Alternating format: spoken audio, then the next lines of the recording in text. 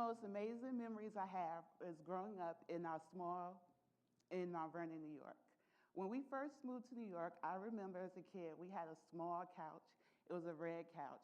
And one of my pivotal memories is sitting there with my dad, and he pulled out a sheet of paper, and he put circles beside the paper, and he put the words red, yellow, blue, and green. And something about that, it always stood out to me.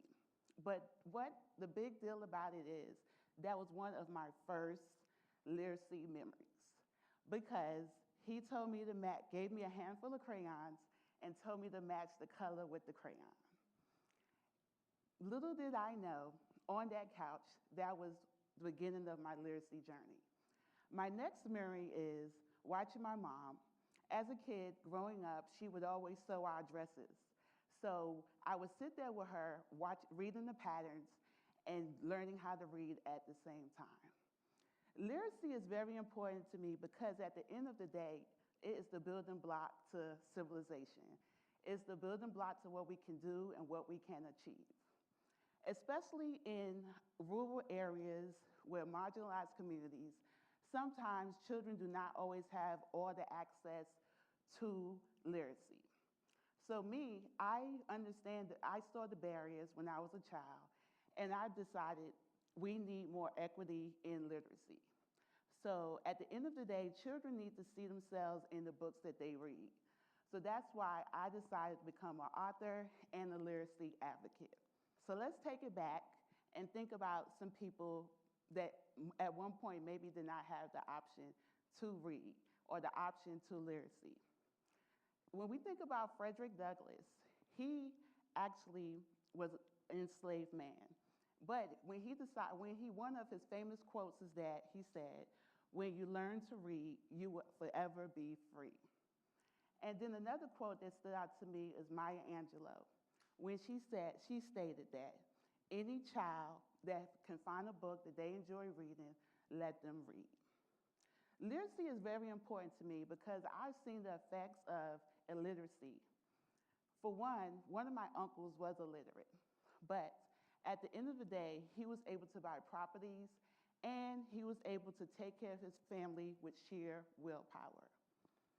Growing up in a rural town in eastern North Carolina, we had to battle different things such as underfunded schools and other barriers. One of the things that we dealt with was that every year when the state report card came out and when it came time to look at the standardized tests, we was always at the last 10%.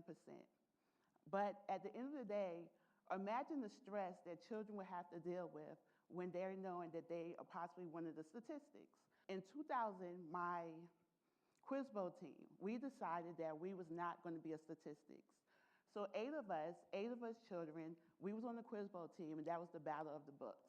And our school never won the Quiz Bowl. So we decided that we're going to put our heads together, we're going to study, we're going to read. We read all the books we can read. We held all the facts we can hold all together in our brains. And guess what?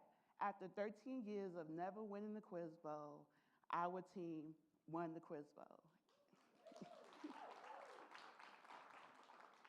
When the newspaper article came out, they called us the Weldon Wonderkins. But at the end of the day, it shouldn't take all of that type of stress for children to feel that. But we overcame. The National Health Administration said that if a child parent works on their literacy, they'll be able to sit with their children and teach them and read with them. Literacy is not just about reading, it's not just about writing, but it's about being inclusive. And my goal is for us to believe in equity. And sometimes because someone's not from a certain part of town or a certain area, they may not understand. But with equity, how we can work to have equity is by going to schools and reading to classrooms. We can also buy diverse books. We can also share diverse stories.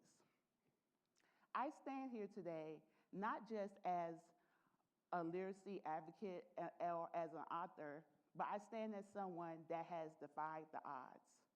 The big deal to me is when a child can look up at me and say, oh my God, I can see myself in this book.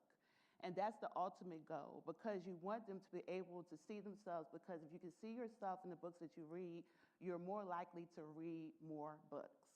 And that's the goal at the end of the day.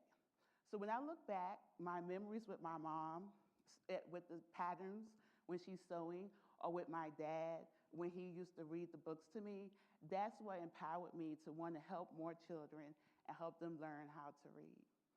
Did you also know that the average fourth grader, if they do not learn how to read by fourth grade, then sometimes at the end of the day, that make it so they have harder times with graduating from high school, have harder times getting a decent or good job, and a harder time taking care of their family. So what can we do? Because there are barriers. So what can we do as a community? It's not about one person, it's not about one organization, but it's about what we can do to empower each other and bring equity to literacy.